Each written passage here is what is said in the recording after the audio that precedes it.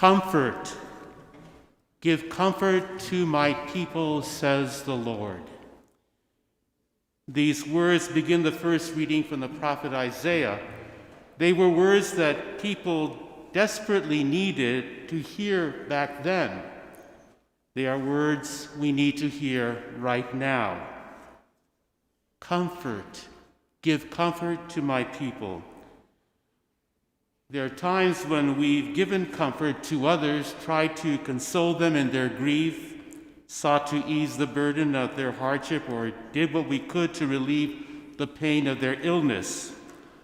Often this comfort simply is being there with them, our presence, listening with empathy, and encouraging them with words of hope.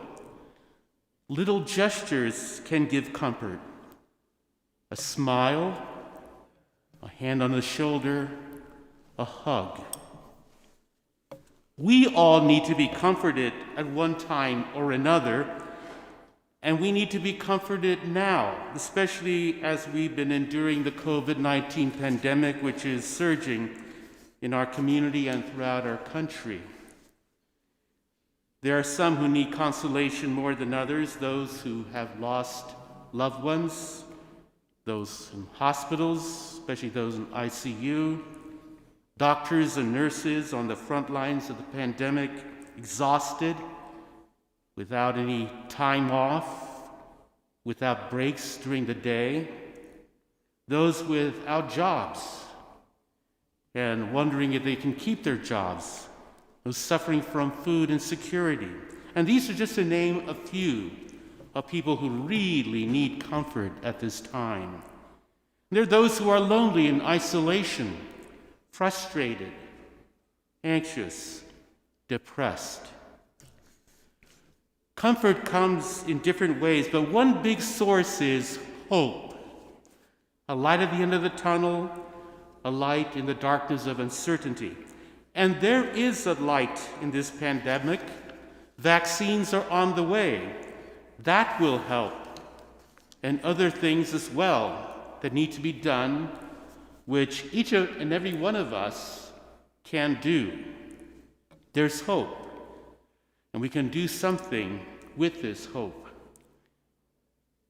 The accent of this season of Advent is patient and alert waiting in anticipation for salvation. It's a time of hope. You know, hope is more than a feeling or wishful thinking. I wish we would be out of this. I wish for that. It's more than that. It's a kind of force within us that sees what is possible, a light, even in dire circumstances. You know, the image I have of hope is this. You're on a long journey, walking on and on, all tired out, ready to quit. And then you see the end in sight, your destination. But you're so wiped out, no energy left in you that you don't think you can make it there. At this point, hope kicks in and pushes you on, keeps you going, drives you forward.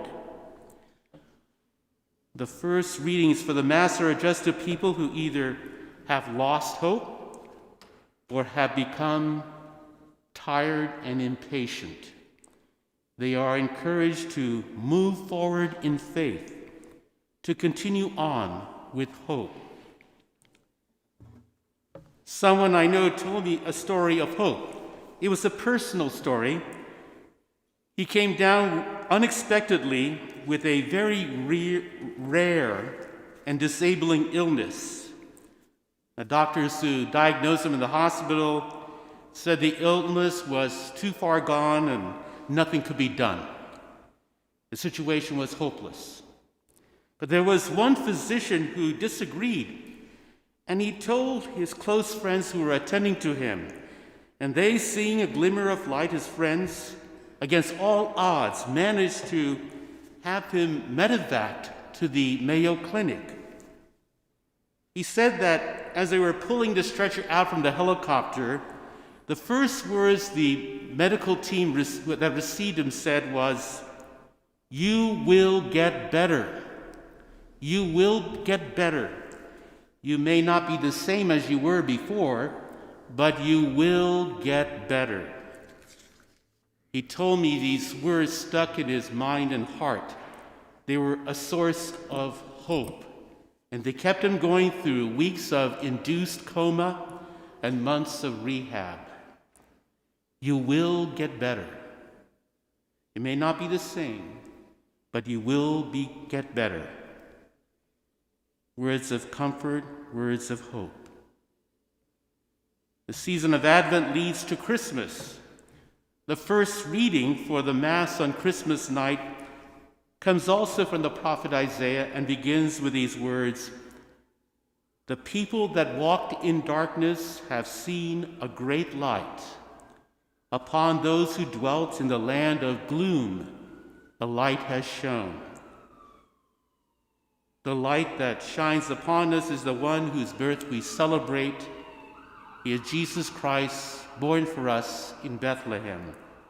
He is our hope and salvation. He came to proclaim good news. He is the hope that lifts us up, moves us forward to a better place, and keeps us going even when we're tempted to despair. Things will get better. There will be an end to the COVID pandemic. In the meantime, it will be a hard road ahead. But we have hope, and it is from our faith in Jesus Christ whose coming fulfilled the prophet's words, "Comfort, give comfort to my people."